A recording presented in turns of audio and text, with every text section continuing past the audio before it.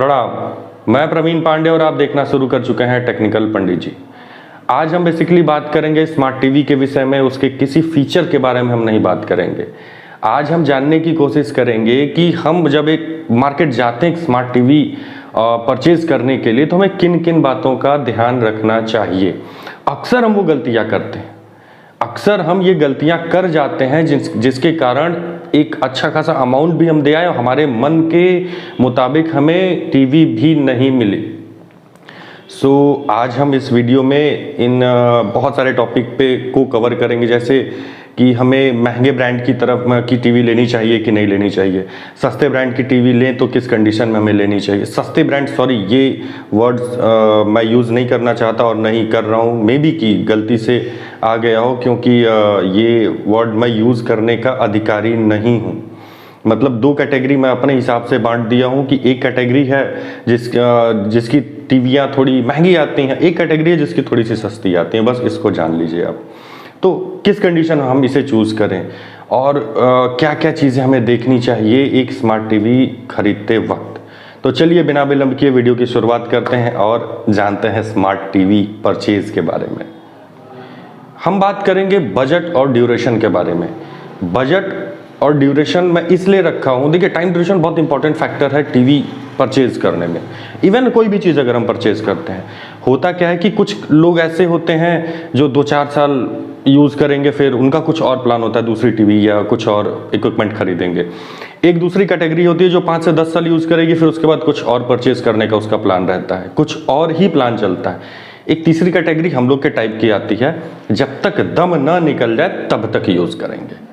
ठीक है, तो इन्हीं बातों को हम इसमें क्लैरिफाई करेंगे कि किस तरह से अपने आप को पहले देखिए कि आप मेरे कैटेगरी के हैं कि सेकंड कैटेगरी या फर्स्ट कैटेगरी के, फिर उसे चूज़ करिए। अब होता क्या है कि देखिए, अगर हमें 2 से 4 साल ही केवल यूज़ करना है तो कोई भी ब्रांड आप परचेज कर लीजिए। कोई भी brand in the sense of कि EMI हुआ या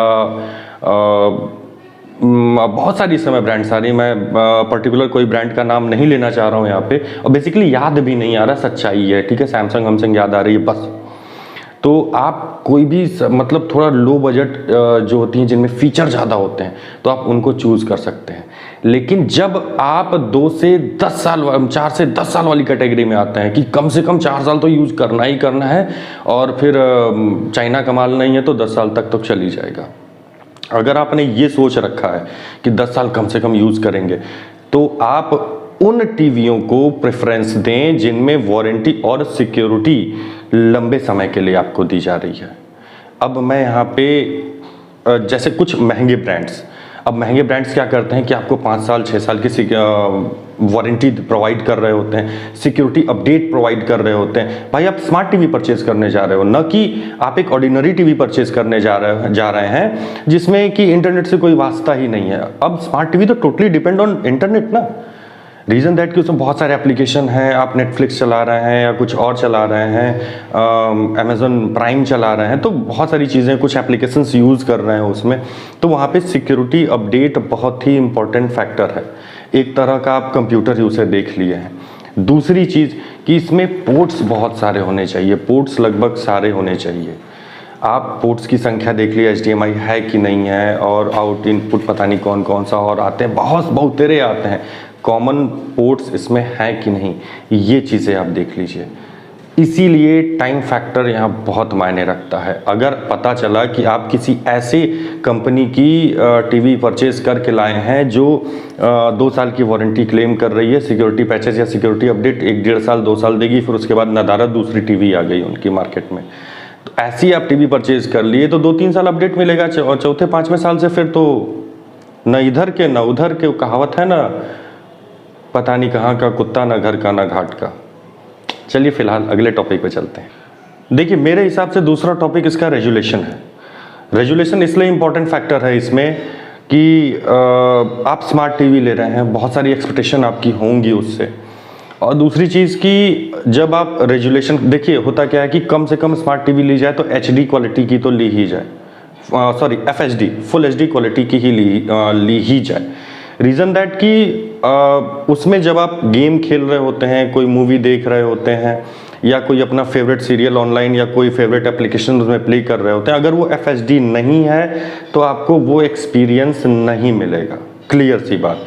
आप 2 दिन 4 दिन तो ये जोश रहेगा कि अरे इतना पैसे की, इतने पैसे की है। मैं अपने को ध्यान में रख के बोल रहा हूँ, अपने पे मत लीजिएगा कि इतने पैसे की। पता चला कि 4 दिन बाद कॉम्प्रोमाइज़ फिर हो रहा है कि चलो अब ले लिए हैं तो ठीक है। तो इन चीज़ों को आप बहुत ध्यान से बारीकी से देखिए, क्योंकि अक्सर मैं मॉल्स में देखा हूँ, बड़े शॉप में देखा हूँ कि लोग जाते तो हैं, अब कभी रेजुलेशन की बात नहीं करेंगे, वहाँ पे जो फिक्स एक वीडियो चल रही होती है टीवी में, उसे देख के कि ये कैसा है, अरे बड़ा अच्छा लग रहा है। सेल्समैन से पूछे कि ये कौन सी वीडियो चल रही है, फुल HD में चल रही है, फुल HD वीडियो है। ये कभी आप नहीं पूछेंगे कि टीवी का रेजोल्यूशन फुल HD है कि नहीं। अब भाई सेल्समैन भी अपनी जगह पे सही है, वो 4K वीडियो है और उसमें फुल HD फॉर्मेट में चला रहा है। उसने तो बोल दिया कि मैम 4K वीडियो। हाँ, वीडियो तो 4K है आपकी, टीवी 4K में प्ले कर रही है कि नहीं कर रही है। मेन पॉइंट वो है, 4K वीडियो को अगर टीवी फुल HD है तो वो फुल HD में ही दिखाएगी ना, वो 4K क्यों दिखाएगी? 4K दिखाई नहीं सकती है, उसके लिमिट के बाहर की चीज़ है। तो इस पॉइंट को आप ज़रूर सेल्समैन से क्लियर कर लीजिए कि ये 4K है, फुल HD है, HD है या नॉन HD क्या है। वैसे नॉन HD तो आती नहीं है, तो इस चीज़ को आप क्लियर कर लीजिए, तभी सार्थक होगा। बढ़ते हैं अगले पॉइंट की तरफ।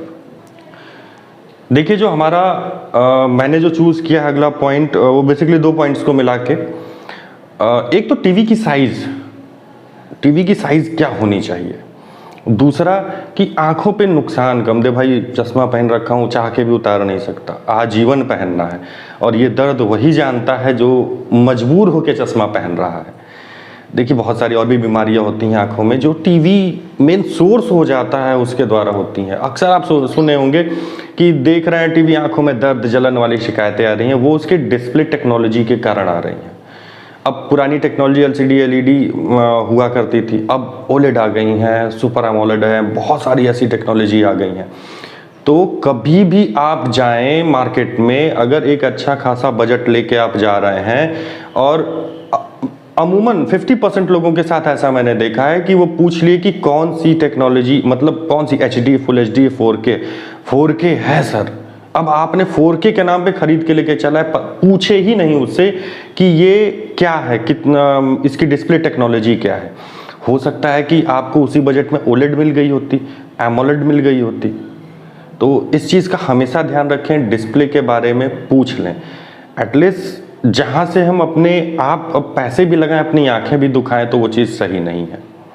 ठीक है, तो ये तो क्लियर हो गई। अब दूसरी चीज़ कि हम ये प्रॉब्लम में रहते हैं कि यार किस साइज का लें, टीवी का साइज़ क्या होना चाहिए।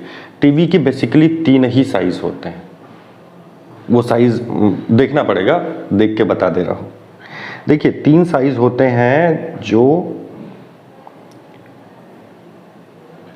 देखिए टीवी के बेसिकली 3 ही साइज़ होते हैं, 3 ही कैटेगरी में उसके साइज़ को डिवाइड किया गया। पहली जो चीज़ है वो है 24 से 32 इंच, दूसरी 40 से 43 इंच और 50 से 55 इंच। हाँ, रेयर केस में अभी 63 इंच और 120 कुछ डिमांड पे एक आध जगह मैं देखा हूँ, 120 शायद नहीं, 85 कुछ ऐसे ही थी।